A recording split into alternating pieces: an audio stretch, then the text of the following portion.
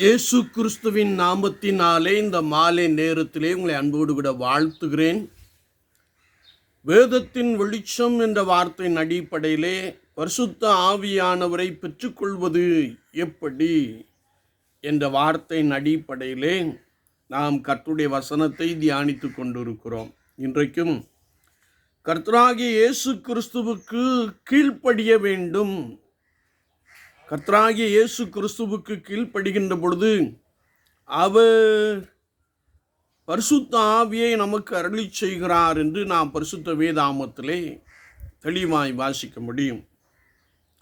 அப்போஸ்தலர் நடபடியின் புஸ்தகம் 5ஆம் அதிகாரம் 32ஆம் வசனத்தை நாம் வாசிக்கின்ற போது, தேவன் தமக்கு கீழ்ப்படுகிறவர்களுக்கு தந்தருளின பரிசுத்த ஆவியும் என்ற ஒரு வசனத்தை நாம் வாசிக்க முடியும்.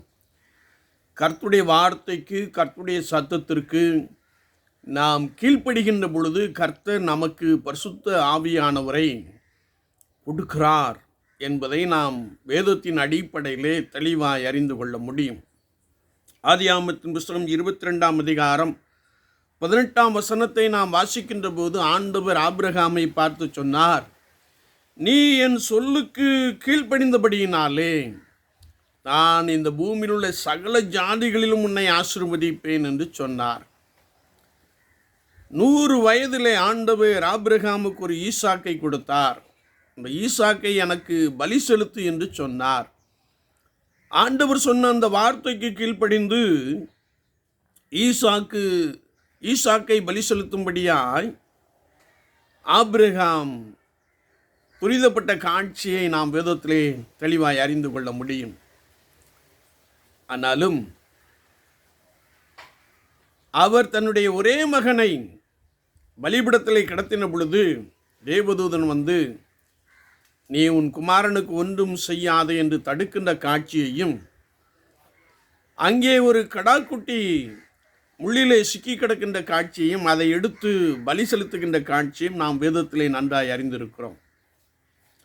ஆண்டவர் ஆபிரகாமோடு கூட சொன்ன வார்த்தைக்கு ஆபிரகாம் அப்படியே கீழ்ப்படிந்தான். ஆதியாகமத்தின் புஸ்தகம் 26ஆம் அதிகாரம் 4ஆம் வசனத்தை நாம் வாசிக்கின்ற போது, ஆபிரகாம் என் சொல்லுக்கு கீழ்ப்படிந்து என் விதிகளையும் என் கற்பனைகளையும் என் நியமங்களையும் என் பிரமாணங்களையும் கை கொண்டபடியினால் என்று கர்த்தருடைய வார்த்தையிலே வாசிக்கிறோம். ஆபிரகாம் ஆண்டவருடைய விதிகளை, கற்பனைகளை, நியமங்களை, பிரமாணங்களை அப்படியே கை கொண்டான் என்று சொல்லி நாம் கர்த்தருடைய வேதத்திலே வாசிக்க முடியும். அது மாத்திரமல்ல, 1 சாமுவேலின் புஸ்தகம் 15ஆம் அதிகாரம் 22ஆம் வார்த்தையிலே நாம் வாசிக்கின்ற போது, பலியை பார்க்கிலும் கீழ்ப்படிதலும் ஆட்டுக்கடாக்களின் இனத்தை பார்க்கிலும் செவி கொடுத்தல் உத்தமம் என்ற ஒரு வார்த்தையை நாம் வாசிக்க முடியும். ஒருவேளை நான் செலுத்துகின்ற பலி அல்லது நான் செலுத்துகின்ற காணிக்கையை காட்டிலும் கர்த்தருடைய சத்தத்திற்கு கீழ்ப்படிவது உத்தமம் என்று நாம் பரிசுத்த வேதாகமத்திலே தெளிவாய் அறிந்து கொள்ள முடியும். பலியை பார்க்கிலும் கீழ்ப்படிதல் என்று வேதம் சொல்லுகிறது.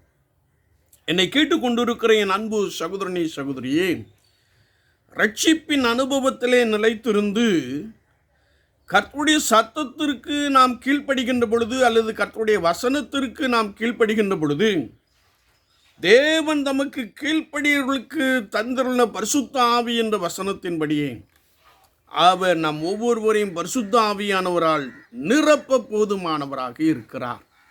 சுவாச வாழ்க்கையிலே நான் கர்த்தருடைய சத்தத்தை கேட்கிற ஒரு நபராக இருக்கிறேனா, அல்லது கர்த்தருடைய வசனத்தை நித்தமும் விருப்பத்தோடு கூட வாசிக்கின்ற ஒரு நபராக, தியானிக்கின்ற ஒரு நபராக இருக்கிறோமா, அல்லது கர்த்தருடைய வசனங்களை நாம் கேட்கின்ற பொழுதெல்லாம் கர்த்தருடைய வார்த்தைக்கு கீழ்ப்படுகிற ஒரு நபராக இருக்கிறோமா? சற்று நம்மை நாமே ஆராய்ந்து பார்ப்போம். அவருடைய கற்பனைகள், விதிகள், நியமங்கள், பிரமாணங்கள், நியாயங்கள் எல்லாவற்றுக்கும் நாம் கீழ்ப்படுகின்ற பொழுது அவர் தமது பரிசுத்த ஆவியை நம் மீது அளவில்லாமல் வைக்கிறார் என்று வசனம் ஆழமாய் கற்றுக் கொடுக்கிறது.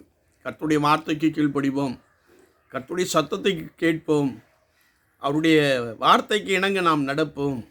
ஆண்டவர் உங்கள் மீது தமது ஆவியை உயிர்த்தெழுந்த இயேசு கிறிஸ்துவின் வல்லமையை, பரிசுத்த ஆவியானவரை அளவில்லாமல் உங்கள் மீது இறங்க பண்ணுவார், நிரப்புவார். நீங்கள் கர்த்தருடையவர்களாய் மாறிவிடுவீர்கள்.